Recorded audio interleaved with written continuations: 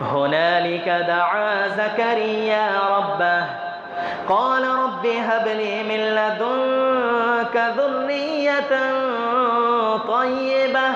إنك سميع الدعاء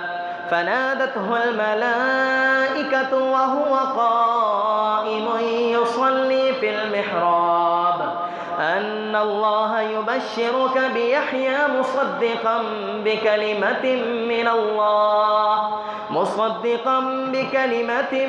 الله وسيدا وحصورا ونبيا من الصالحين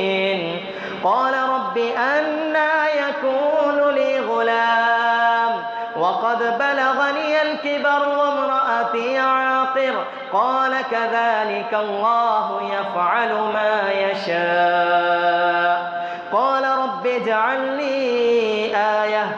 قال آيتك ألا تكلم الناس 3 أيام إلا رمزا واذكر ربك كثيرا وسبح بالعشي والإبكار وإذ قالت الملائكة يا مريم إن الله اصطفاك وطهرك واصطفاك على نساء